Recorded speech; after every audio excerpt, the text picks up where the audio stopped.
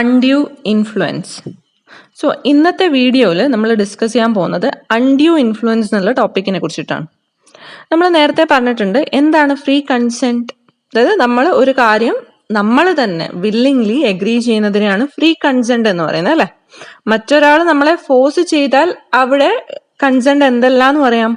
Free അല്ല എന്ന് പറയാം. അതുപോലെ ഫ്രീ അല്ലാത്ത കേസസ്, അതായത് ഫ്രീ കൺസെന്റ് അല്ലാത്ത കേസസ് ഏതൊക്കെയാണെന്ന് നമ്മൾ പറഞ്ഞിട്ടുണ്ട്. ഫസ്റ്റ് വൺ ആണ് കൊയേഷൻ, അത് നമ്മൾ ഓൾറെഡി ഡിസ്കസ് ചെയ്ത് കഴിഞ്ഞു. സെക്കൻഡ് വൺ ആണ് undue influence, then fraud, misrepresentation, mistake. ഇങ്ങനെ 5 കേസസ് ആണ് നമ്മൾ പറഞ്ഞിരിക്കുന്നത്. അതായത് കൺസെന്റ് ഫ്രീ അല്ല എന്ന് പറയണമെങ്കിൽ ഈ 5 കേസ് ഏതെങ്കിലും ഒന്ന് അല്ലെങ്കിൽ എല്ലാം ഇൻവോൾവ് ആയിട്ട് ഉണ്ടാവണം. അപ്പോഴാണ് നമ്മൾ എന്ത് പറയുന്നത്, കൺസെന്റ് ഫ്രീ അല്ല എന്ന് പറയുന്നത്. സോ ഇന്നത്തെ വീഡിയോയിൽ നമ്മൾ ഡിസ്കസ് ചെയ്യാൻ പോകുന്നത് അൺഡ്യൂ ഇൻഫ്ലുവൻസ് ആണ്. അൺഡ്യൂ ഇൻഫ്ലുവൻസ് ഏതിൻ്റെ അകത്ത് വരുന്നതാന്ന് പറഞ്ഞു?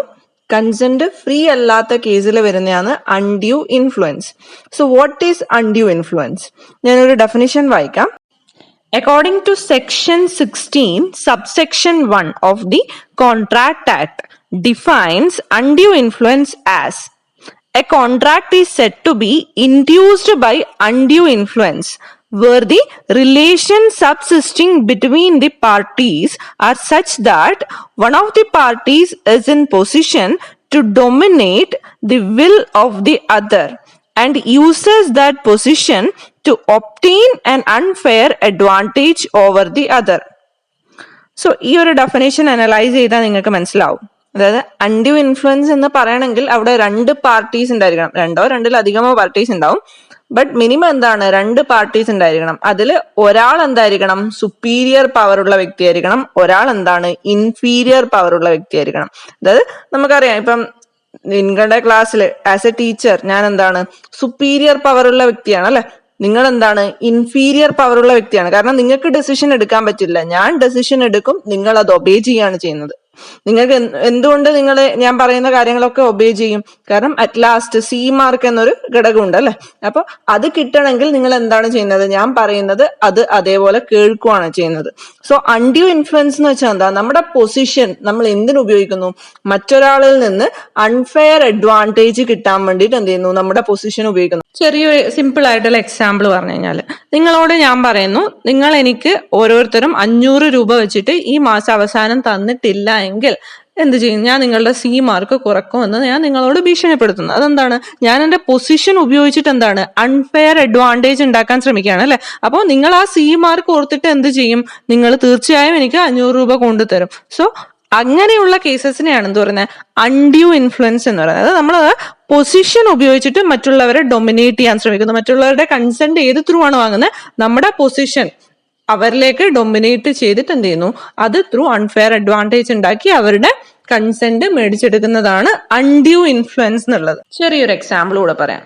നിങ്ങളുടെ വീട്ടിൽ ഇപ്പം പൊതുവെ അമ്മമാർക്കാണ് ഉണ്ടാവുക. അമ്മമാർക്ക് എന്താ, സ്പിരിച്വൽ ഗുരൂസിന് അല്ലെങ്കിൽ സ്വാമിമാരെയൊക്കെ ഭയങ്കര വിശ്വാസമുള്ളവരായിരിക്കും. അപ്പോൾ സ്വാമിമാർ അവരോട് എന്തു പറയുന്നു, നിങ്ങളുടെ പേരിലുള്ള സ്വത്തുവകകൾ അല്ലെങ്കിൽ പ്രോപ്പർട്ടീസ് ഒക്കെ എന്റെ പേരിലാക്കി കഴിഞ്ഞാൽ, അതായത് സ്പിരിച്വൽ ഗുരു ആണ് പറയുന്നത്, അയാളുടെ പേരിലേക്ക് ആ പ്രോപ്പർട്ടീസ് ഒക്കെ ആക്കി കഴിഞ്ഞാൽ നിങ്ങളുടെ കുടുംബത്തിന്റെ ക്ഷേമത്തിന് വേണ്ടി ഞാൻ പ്രവർത്തിക്കാമെന്ന് പറയുന്നു. അപ്പൊ എന്താണ്, അവിടെ യുവർ മദർ വിൽ ബി എന്താ, ഇൻഫ്ലുവൻസ്. കാരണം എന്താ, അവരുടെ മനസ്സിൽ സ്പിരിച്വൽ ഗുരുവിന് എന്തുണ്ട്, ഒരു പ്രത്യേക സ്ഥാനമുണ്ട്. അത് നമ്മൾ കേട്ടിട്ടില്ല എങ്കിൽ നമുക്ക് ദോഷം വരുമെന്ന് വിചാരിച്ചിട്ട് അവരെന്ത് ചെയ്യും, പ്രോപ്പർട്ടീസ് കൊടുക്കാൻ വേണ്ടി എന്താണ്, തയ്യാറാവും. സോ അത്രത്തുള്ളതിനൊക്കെ എന്ത് പറയാം, അൺഡ്യൂ ഇൻഫ്ലുവൻസ് എന്ന് പറയാം. ഇപ്പൊ ഈ ഒരു എക്സാമ്പിൾ അനലൈസ് ചെയ്താൽ നിങ്ങൾക്ക് മനസ്സിലാക്കാൻ പറ്റും, ഇവിടെ അമ്മയുടെ കൺസെന്റ് ഫ്രീ ആണോ? അല്ല. എന്തുകൊണ്ടാ ഫ്രീ അല്ല എന്ന് പറയുന്നത്? കാരണം അമ്മയുടെ മനസ്സിൽ സ്പിരിച്വൽ ഗുരുവിന് ഒരു സ്ഥാനമുണ്ട്, ഒരു ഡൊമിനന്റ് പൊസിഷൻ ഉണ്ട്, അല്ലെ? അല്ലെങ്കിൽ ഒരു സുപ്പീരിയർ പൊസിഷൻ ഉണ്ട് അമ്മയുടെ മനസ്സിൽ. അപ്പൊ അത് കാരണം അമ്മ നിർബന്ധിതയാകുകയാണ് ചെയ്യുന്നത്. അല്ലാതെ അമ്മ ഫ്രീ ആയിട്ട് അല്ലെങ്കിൽ അമ്മയുടെ ഫ്രീ കൺസെന്റിലൂടെ അമ്മ കൊടുക്കുകയല്ല ചെയ്യുന്നത്, സ്വയം വില്ലിംഗ്ലി കൊടുക്കുകയല്ല ചെയ്യുന്നത്. നേരെ മറിച്ച് അങ്ങനെ ചെയ്തില്ല എങ്കിൽ എനിക്ക് എന്തെങ്കിലും ദോഷം വരുമോ എന്ന് വിചാരിച്ചിട്ട് എന്താണ്, നിർബന്ധിതയായി കൊടുക്കുകയാണ് ചെയ്യുന്നത്, അല്ലാതെ അമ്മയുടെ ഫ്രീ കൺസെന്റ് അല്ല. സോ അങ്ങനെയുള്ളതൊക്കെ എന്തിൻ്റെ അകത്ത് വരുന്നതാണ്, അൺഡ്യൂ ഇൻഫ്ലുവൻസ് എന്ന് പറയാം. സോ സിംപ്ലി അൺഡ്യൂ ഇൻഫ്ലുവൻസ് ആണ് എന്ന് പറയണമെങ്കിൽ അവിടെ 2 പാർട്ടീസ് തമ്മിലുള്ള റിലേഷൻഷിപ്പ് എങ്ങനെയായിരിക്കണം, ഒരാള് സുപ്പീരിയർ പവറിലുള്ളതും മറ്റേ ആൾ എന്താണ്, ഇൻഫീരിയർ പവറിലുള്ള വ്യക്തി ആയിരിക്കണം. അതുപോലെ തന്നെ അൺഡ്യൂ ഇൻഫ്ലുവൻസ് നടന്നു എന്ന് പറയണമെങ്കിൽ അവിടെ എന്ത് നടന്നിട്ടുണ്ടായിരിക്കണം? ആ സുപ്പീരിയർ പവറിലുള്ള വ്യക്തി മറ്റേ ആളുടെ, അതായത് ഇൻഫീരിയർ പവറിലുള്ള വ്യക്തിന്റെ അടുത്ത് നിന്ന് കൺസെന്റ് കിട്ടാൻ വേണ്ടി അയാളുടെ പൊസിഷൻ മിസ്യൂസ് ചെയ്തിട്ടുണ്ടായിരിക്കണം. എന്നാൽ മാത്രമേ അതിനെ എന്താന്ന് പറയാൻ പറ്റുള്ളൂ? അൺഡ്യൂ ഇൻഫ്ലുവൻസ് ആണെന്ന് പറയാൻ പറ്റുള്ളൂ. Now we are going to discuss about presumption of domination of will of another, or we can say who are the persons involved in dominating the will of another. നമ്മൾ already undue influence എന്താന്ന് discuss ചെയ്ത് കഴിഞ്ഞു. Undue influence എന്ന് വെച്ചാൽ എന്താ? ഒരു person എന്ത് ചെയ്യുന്നു? അയാളുടെ അതോറിറ്റി മിസ്യൂസ് ചെയ്യുന്നു. മിസ്യൂസ് ചെയ്യുന്നത് എന്തിനു വേണ്ടിയിട്ടാ? മറ്റേ ആളുടെ അടുത്ത് നിന്ന് കൺസെന്റ് ഫോഴ്സ് ചെയ്ത് മേടിച്ചെടുക്കാൻ വേണ്ടിയിട്ടാണ് എന്ത് ചെയ്യുന്നത്? അൺഡ്യൂ ഇൻഫ്ലുവൻസ് അയാളിലേക്ക് എക്സേർട്ട് ചെയ്യുന്നത്, അല്ലെ? സോ മറ്റൊരാളുടെ വില്ല് ഡൊമിനേറ്റ് ചെയ്യാൻ പറ്റുന്ന പേഴ്സൺസ് ആരൊക്കെയാന്നുള്ളതാണ് ഇനി ഡിസ്കസ് ചെയ്യാൻ പോകുന്നത്. According to section 16 subsection 2, a person is deemed to be in a position to dominate the will of the another where ആ പേഴ്സൺസ് എങ്ങനെയുള്ളവരായിരിക്കണം എന്നുള്ളതാണ് ഇനി ഡിസ്കസ് ചെയ്യാൻ പോകുന്നത്. ഫസ്റ്റ് വൺ ആണ്, he holds a real or apparent authority over the other. ചെറിയൊരു example എടുത്തു കഴിഞ്ഞാൽ ഇപ്പൊ മാനേജറും വർക്കറും എടുത്തു കഴിഞ്ഞാൽ, മാനേജറിന്റെയും വർക്കറിന്റെയും കേസിൽ ആർക്കാണ് ഹൈ അതോറിറ്റി ഉള്ളത്? മാനേജർക്കാണ്, അല്ലെ? അതുപോലെ തന്നെ വീക്കർ സെക്ഷൻ അല്ലെങ്കിൽ അതോറിറ്റി ഇല്ലാത്ത ആൾക്കാരാണ് ആര്? വർക്കേഴ്സ് എന്ന് പറയുന്നത്. സോ ഇവിടെ എന്താണ്? ആർക്കാണ് അതോറിറ്റി ഉള്ളത്? മാനേജേഴ്സിനാണ്. അപ്പൊ മാനേജേഴ്സിന് എന്ത് ചെയ്യാം? അവരുടെ കാര്യങ്ങൾ നടക്കാൻ വേണ്ടിയിട്ട് വർക്കേഴ്സിനെ ഇൻഫ്ലുവൻസ് ചെയ്യാൻ പറ്റും അവരുടെ അതോറിറ്റി ഉപയോഗിച്ചിട്ട്. കാരണം മാനേജറാണ് ഹയർ പൊസിഷനിൽ ഇരിക്കുന്നത്. മാനേജർ പറഞ്ഞിട്ട് അത് വർക്കേഴ്സ് കേട്ടിട്ടില്ല എങ്കിൽ വർക്കേഴ്സിന് അതിന്റെ മോശം ബാഡ് ഇഫക്ട്സ് ഒക്കെ അനുഭവിക്കേണ്ടതായിട്ട് വരും. സോ വർക്കേഴ്സ് എന്താണ്? മാനേജേഴ്സ് പറയുന്ന എല്ലാ കാര്യങ്ങളും ഫോഴ്സ് ചെയ്യപ്പെട്ടിട്ടായാലും അവർ എഗ്രി ചെയ്യേണ്ടതായിട്ട് വരും. സോ ഫസ്റ്റ് വൺ ആണ്, he must hold a real or apparent authority over the other. Second one ആണ്, he stands in a fiduciary relation to the other. Fiduciary relationship എന്ന് വെച്ചാൽ എന്താ? In that relationship there will be mutual trust and confidence. അപ്പോൾ ചെറിയൊരു example എടുത്തു കഴിഞ്ഞാൽ the relationship between parent and child, ഇവിടെ എന്താണ്? അവർ തമ്മിലുള്ള റിലേഷൻഷിപ്പ് എങ്ങനെയായിരിക്കും? മ്യൂച്വൽ ട്രസ്റ്റ് ആൻഡ് കോൺഫിഡൻസ് ഉണ്ടാവും, അല്ലെ? രണ്ടുപേരും അങ്ങോട്ടും ഇങ്ങോട്ടും ട്രസ്റ്റ് ചെയ്യുന്നവരായിരിക്കും. ഈ പാരന്റ് ചൈൽഡ് റിലേഷൻഷിപ്പിൽ ആരാണ് ഡൊമിനന്റ് പൊസിഷനിലുള്ളത്? പാരന്റ് ആണ്, അല്ലെ? ഇൻഫീരിയർ പൊസിഷനിലുള്ളവർ ആരാണ്? ചൈൽഡ് ആണ്. സോ പാരന്റ് പറയുന്ന കാര്യങ്ങൾ ആരെ അഗ്രി ചെയ്യേണ്ടതായിട്ട് വരും? ചൈൽഡ് അഗ്രി ചെയ്യേണ്ടതായിട്ട് വരും. സോ ഒരു പേഴ്സൺ ഡൊമിനന്റ് പൊസിഷനിലാണ് എന്ന് പറയണമെങ്കിൽ അയാൾക്ക് എന്തൊക്കെ ഉണ്ടായിരിക്കണം? He should hold A apparent or real authority over the other. Second one ആണ്, he stands in fiduciary relationship to the other. Then third one ആണ്, he makes a contract with a person whose mental capacity is temporarily or permanently affected by the reason of age, illness or mental or bodily distress. So ഈ ഒരു പോയിന്റിലൂടെ നമുക്ക് മനസ്സിലാക്കാം, dominant പൊസിഷനിലുള്ള വ്യക്തി ആരുമായിട്ടാണ് കോൺട്രാക്റ്റിൽ ഏർപ്പെടുന്നത്? Mental power completely absent അല്ലെങ്കിൽ temporarily absent ആയിട്ടുള്ള ആൾക്കാരുമായിട്ടാണ് എന്ത് ചെയ്യുന്നത്? കോൺട്രാക്റ്റിൽ ഏർപ്പെടുന്നത്. അല്ലെങ്കിൽ അത്തരത്തിലുള്ള ആൾക്കാരുടെ മുകളിലാണ് ഈ അൺഡ്യൂ ഇൻഫ്ലുവൻസ് എക്സേർട്ട് ചെയ്യുന്നത്. അപ്പോൾ ഓട്ടോമാറ്റിക്കലി വാട്ട് ഹാപ്പൻസ്? അവരുടെ ആ ഒരു നിസ്സഹായത കാരണം അത് എഗ്രി ചെയ്യേണ്ടതായിട്ട് വരും. ഫോർ എക്സാമ്പിൾ ഇപ്പം ഡോക്ടർ പേഷ്യന്റ് എന്താണ്? അവർക്കത് ചെയ്യാൻ താല്പര്യമില്ലെങ്കിലും ഡോക്ടർ പറഞ്ഞത് കൊണ്ട് അവർ എന്ത് ചെയ്യണം? അത് എഗ്രി ചെയ്യേണ്ടതായിട്ട് വരും. ഇപ്പൊ ഒരു സർജറി ചെയ്യാൻ അവർക്ക് താല്പര്യം ഇല്ല എങ്കിൽ കൂടി എന്താണ്? ഡോക്ടർ എന്ന് പറയുന്നത് ഡൊമിനന്റ് പൊസിഷനിൽ ഇരിക്കുന്ന ആളാണ്, അല്ലെ? അപ്പൊ അവർ പറയുന്നത് എന്താണ്? ആ ഒരു പേഷ്യന്റ് എഗ്രി ചെയ്യേണ്ടതായിട്ട് വരും ബിക്കോസ് ഓഫ് ദെയർ ഇൽനെസ്. അത് ചെയ്തിട്ടില്ലെങ്കിൽ അവർക്ക് എന്താണ്?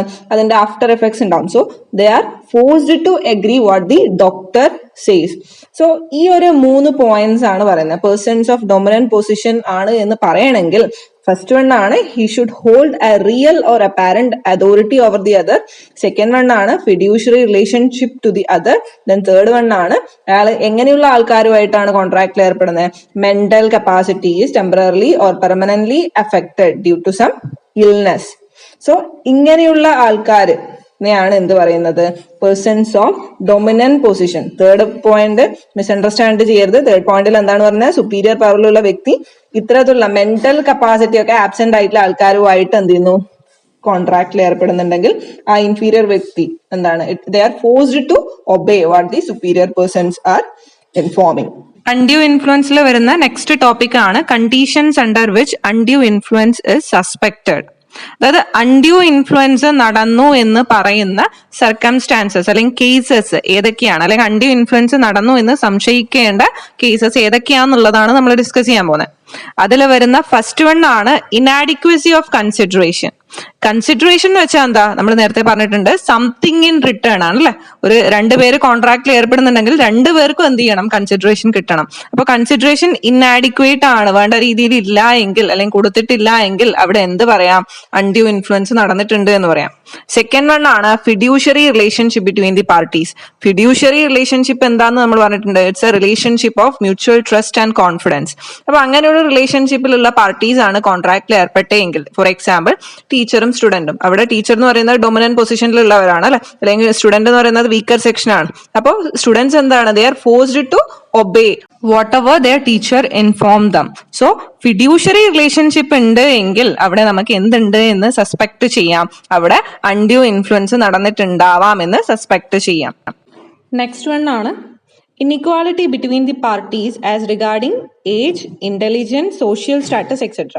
അതായത് രണ്ട് പാർട്ടീസ് തമ്മിൽ ഇൻഇക്വാലിറ്റീസ് ഉണ്ട്, ഏജിന്റെ കേസിൽ അല്ലെങ്കിൽ ഇന്റലിജൻസ് കേസിൽ അല്ലെങ്കിൽ സോഷ്യൽ സ്റ്റാറ്റസിന്റെ കേസിൽ ഇവർ തമ്മിൽ ഇൻഇക്വാലിറ്റീസ് ഉണ്ടെങ്കിൽ അവിടെ ആരാണ് ഡൊമിനന്റ് പൊസിഷനിലുള്ളവരുണ്ടാവുന്നത്, ഹയർ ഏജ് ഉള്ളവർ അല്ലെങ്കിൽ ഹയർ ഇന്റലിജൻസ് ഉള്ളവർ അല്ലെങ്കിൽ സോഷ്യൽ സ്റ്റാറ്റസ് കൂടിയവർ അല്ലെ. അപ്പോൾ അവരാണ് എന്തിൻ്റെ അകത്ത് ഉണ്ടാവുന്നത്, ഡൊമിനന്റ് പൊസിഷനിൽ ഉണ്ടാവുന്നത്, വീക്കർ സെക്ഷനിൽ അതർ പാർട്ടിയാണ് ഉണ്ടാവുന്നത്. സോ അങ്ങനെ ഇൻഇക്വാലിറ്റീസ് പാർട്ടീസ് തമ്മിൽ ഉണ്ട് എങ്കിൽ അവിടെയും നമുക്ക് എന്ത് സംശയിക്കാം, അൺഡ്യൂ ഇൻഫ്ലുവൻസ് നടന്നിട്ടുണ്ടോ എന്നുള്ളത് സംശയിക്കാൻ പറ്റും.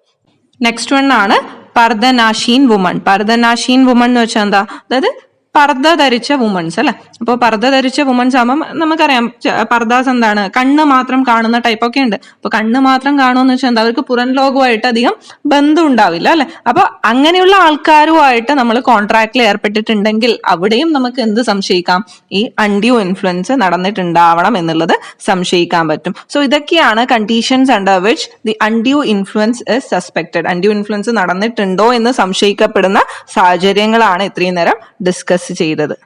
Now we can discuss about effect of undue influence. നമ്മൾ ഇഫക്ട് ഓഫ് കൊയേഷൻ ഡിസ്കസ് ചെയ്തിട്ടുണ്ട്. എന്താണ് ഇഫക്ട് ഓഫ് കൊയേഷൻ? അതായത് കോൺട്രാക്ട് വോയിഡബിൾ ആയിരിക്കും at the option of aggrieved party. Same സാധനം തന്നെയാണ് ഏതിൻ്റെ അകത്തും വരുന്നത്, അൺഡ്യൂ ഇൻഫ്ലുവൻസിലും വരുന്നത്. അഗ്രീവ്ഡ് പാർട്ടി എന്ന് വെച്ചാൽ ആരാണ്, അതായത് ആർക്കാണോ ഒരു കോൺട്രാക്ട് കാരണം ബാഡ് ഇമ്പാക്ട്സ് ഉണ്ടാവുന്നത് അവരെയാണ് അഗ്രീവ്ഡ് പാർട്ടി എന്ന് പറയുന്നത് അല്ലെ. സോ അഗ്രീവ്ഡ് പാർട്ടിയെ സംബന്ധിച്ചിടത്തോളം ഈ ഒരു കോൺട്രാക്ട് എന്തായിരിക്കും, വോയിഡബിൾ കോൺട്രാക്ട് ആയിരിക്കും. സോ ഇതാണ് ഇഫക്ട് ഓഫ് അൺഡ്യൂ ഇൻഫ്ലുവൻസിൽ പറയുന്നത്. Now we can discuss about the difference between coercion and undue influence. കൊയേഷനും അൺഡ്യൂ ഇൻഫ്ലുവൻസും നമ്മൾ ഓൾറെഡി ഡിസ്കസ് ചെയ്ത് കഴിഞ്ഞു. അതിൽ കൊയേഷനും അൺഡ്യൂ ഇൻഫ്ലുവൻസും തമ്മിലുള്ള സിമിലാരിറ്റീസ് എന്താണ്, രണ്ട് കേസസിലും എന്തല്ല, കൺസെന്റ് ഫ്രീ അല്ല അല്ലെ. ഫോഴ്സ് ചെയ്തിട്ട് എന്താണ് മേടിച്ചെടുക്കുന്നതാണ് കൺസെന്റ് എന്ന് പറയുന്നത്. വോളണ്ടറിലി പാർട്ടീസ് കൊടുക്കുന്നതല്ല, നേരെ മറിച്ച് ഇൻവോളണ്ടറിലി അവരെ ഫോഴ്സ് ചെയ്തിട്ടാണ് എന്ത് ചെയ്യുന്നത്, അവരുടെ കൺസെന്റ് മേടിച്ചെടുക്കുന്നത്. അതാണ് ഒന്നാമത്തെ സിമിലാരിറ്റി. രണ്ടാമത്തെ എന്താണ്, അഗ്രീവ്ഡ് പാർട്ടീനെ സംബന്ധിച്ചിടത്തോളം കോൺട്രാക്ട് എന്താണ്, രണ്ട് കേസസിലും വോയിഡബിൾ കോൺട്രാക്ട് ആണ്. സോ ഇതാണ് ഇത് തമ്മിലുള്ള സിമിലാരിറ്റീസ്, അതായത് അൺഡ്യൂ ഇൻഫ്ലുവൻസും കൊയേഷനും തമ്മിലുള്ള സിമിലാരിറ്റീസ് ആണിത്. Now we are going to discuss the dissimilarities അല്ലെങ്കിൽ differences between coercion and undue influence. So ഏതൊക്കെയാണ് differences എന്ന് നോക്കാം. First one ആണ്, under coercion the consent of aggrieved party is given under threat of an offence forbidden by Indian Penal Code, where in undue influence the consent of the aggrieved party is obtained by misusing dominant position. coercionൽ എന്താണ്, നമ്മള് ഒരാളുടെ സമ്മതം മേടിച്ചെടുക്കാൻ വേണ്ടിയിട്ട് എന്താണ് ചെയ്യുന്നത്, Indian penal കോഡിൽ ചെയ്യാൻ പാടില്ല എന്ന് പറഞ്ഞൊരു കാര്യം ചെയ്യും എന്ന് അയാളെ ഭീഷണിപ്പെടുത്തിയിട്ടാണ് എന്ത് ചെയ്യുന്നത്, കൺസെന്റ് മേടിച്ചെടുക്കുന്നത്. എന്നാൽ അൺഡ്യൂ ഇൻഫ്ലുവൻസിൽ എങ്ങനെയാണ് കൺസെന്റ് മേടിച്ചെടുക്കുന്നത്, സുപ്പീരിയർ പവറിലുള്ള വ്യക്തി അല്ലെങ്കിൽ ഡൊമിനന്റ് പൊസിഷനിലുള്ള ഒരു വ്യക്തി അയാളുടെ പൊസിഷൻ മിസ്യൂസ് ചെയ്തിട്ടാണ് എന്ത് ചെയ്യുന്നത്, കൺസെന്റ് മേടിച്ചെടുക്കുന്നത്. ഇവ തമ്മിലുള്ള രണ്ടാമത്തെ ഡിഫറൻസ് ആണ്, കൊയേഷൻ involves use of physical pressure or violent pressure, but undue influence is A kind of mental pressure. അതായത് കൊയേഷനിൽ എന്താണ്, ഫിസിക്കൽ പ്രഷർ ആണ് ഉണ്ടാക്കുന്നത്, അതായത് അയാളുടെ ബോഡിക്ക് ഡാമേജ് ഉണ്ടാക്കുന്ന രൂപത്തിലുള്ള പ്രഷർ ആണ് എന്ത് ചെയ്യുന്നത്, എക്സേർട്ട് ചെയ്യുന്നത്. But in case of undue influence എന്താണ്, മെന്റൽ പ്രഷർ ആണ് ഉണ്ടാക്കുന്നത്. അതായത് സ്പിരിച്വൽ ഗുരുവിന്റെ ആ ഒരു എക്സാമ്പിൾ എടുത്തു കഴിഞ്ഞാൽ മതി. സ്പിരിച്വൽ ഗുരു പറഞ്ഞിട്ടില്ലെങ്കിൽ, അത് കേട്ടിട്ടില്ലെങ്കിൽ നമുക്ക് നാശം വരും എന്നുള്ള ഒരു മനസ്സിൽ ആ ഒരു ചിന്തയുണ്ടാവും അല്ലെ. അപ്പൊ അവിടെ മെന്റൽ പ്രഷർ ആണ് ക്രിയേറ്റ് ചെയ്യുന്നത്. ഇതാണ് രണ്ടും തമ്മിലുള്ള ഡിഫറൻസ്. അതായത് ഫിസിക്കൽ പ്രഷർ ആണ് in case of coercion, undue ഇൻഫ്ലുവൻസിന്റെ കേസിൽ എന്താണ് മെന്റൽ പ്രഷർ ആണ് എക്സേർട്ട് ചെയ്യുന്നത്. Then third one ആണ് in case of coercion the threat or pressure may come from a third party who is a stranger to the contract, while on the other hand the undue influence must be exercised by or against a person who is party to the contract. So ഇതിൽ എന്താണ് പറയുന്നത്? Coercion ആർക്കും apply ചെയ്യാം, even a stranger to the contract can apply. For example, ഞാനും ശ്രുതിയും തമ്മിലാണ് കോൺട്രാക്റ്റിൽ ഏർപ്പെട്ടെങ്കിൽ ആതിര എന്ന് പറയുന്ന ഒരു വ്യക്തി എന്താണ്? സ്ട്രേഞ്ചർ ടു ദി കോൺട്രാക്ട് ആണ് അല്ലെ. അപ്പോൾ ആതിരയ്ക്കും, ആതിര എന്ന് പറയുന്നത് ആരാണ്? സ്ട്രേഞ്ചർ ആണ്. ഈ സ്ട്രേഞ്ചർക്കും എന്ത് ചെയ്യാം? കൊയേഷൻ അപ്ലൈ ചെയ്യാം. അതായത് എനിക്കിപ്പം ശ്രുതിന്റെ കൺസെന്റ് കിട്ടാൻ വേണ്ടി ഞാൻ ആതിരേനെ ഉപയോഗിച്ചിട്ട് എനിക്ക് എന്ത് ചെയ്യാം? അയാളുടെ കൺസെന്റ് ഫോഴ്സ്ഫുള്ളി മേടിച്ചെടുക്കാൻ പറ്റും. So in case of coercion it is not important that the party to the contract should only exert coercion. But in case of undue ഇൻഫ്ലുവൻസിന്റെ കേസിൽ എന്താണ്? സ്ട്രേഞ്ചർക്ക് എന്ത് ചെയ്യാൻ പറ്റില്ല? അൺഡ്യൂ ഇൻഫ്ലുവൻസ് എക്സേർട്ട് ചെയ്യാൻ പറ്റില്ല. Only the party to the contract can exert undue influence. So അവിടെ സ്ട്രേഞ്ചർക്ക് എന്തില്ല? യാതൊരുവിധ റോളും ഇല്ല. ഇതാണ് ഇത് തമ്മിലുള്ള മൂന്നാമത്തെ ഡിഫറൻസ്. നെക്സ്റ്റ് വൺ ആണ് coercion involves criminal act while there is no criminal act under undue influence. നമ്മൾ നേരത്തെ പറഞ്ഞു കൊയേർഷൻ ആകുമ്പോൾ അവിടെ ഫിസിക്കൽ പ്രഷർ ആണ് ഉണ്ടാക്കുന്നത്. ഫിസിക്കൽ പ്രഷർ എന്ന് വെച്ചാൽ എന്തായാലും ബോഡീനെ ഡാമേജ് ചെയ്യുന്ന രൂപത്തിലുള്ള പ്രഷർ ആണ് ഉണ്ടാക്കുന്നത്. സോ അതെന്താണ്? ഒരു ക്രിമിനൽ ആക്ട് ആണ്. But in case of undue influence അവിടെ മെന്റൽ പ്രഷർ ആണ്. അതുകൊണ്ട് തന്നെ അവിടെ ക്രിമിനൽ ആക്ട് ആണെന്ന് പറയാൻ പറ്റില്ല. ദെൻ നെക്സ്റ്റ് വൺ ആണ് in case of coercion relationship between the parties to the contract is not necessary. Whereas in case of undue influence, some sort of relationship is generally exist between the parties. So ഇവിടെ എന്താണ് പറയുന്നത്? കൊയേർഷനിൽ രണ്ട് parties തമ്മിലുള്ള fiduciary relationship important അല്ല. Fiduciary relationship എന്ന് വെച്ചാൽ എന്താ? A relationship of mutual trust and confidence. അങ്ങനെ ഒരു റിലേഷൻഷിപ്പ് തന്നെ ആവണമെന്നില്ല. But in case of undue influence അവിടെ എന്തായിരിക്കണം? ഫിഡ്യൂഷ്യറി റിലേഷൻഷിപ്പ് അല്ലെങ്കിൽ relationship of mutual trust and confidence ഉണ്ടെങ്കിൽ മാത്രമേ എന്ത് പറയാൻ പറ്റുള്ളൂ? അത് അവിടെ അൺഡ്യൂ ഇൻഫ്ലുവൻസ് എക്സേർട്ട് ചെയ്തിട്ടുണ്ട് എന്ന് പറയാൻ പറ്റുള്ളൂ. ഇതൊക്കെയാണ് അൺഡ്യൂ ഇൻഫ്ലുവൻസും കൊയേർഷനും തമ്മിലുള്ള ഡിഫറൻസ്. Thank you.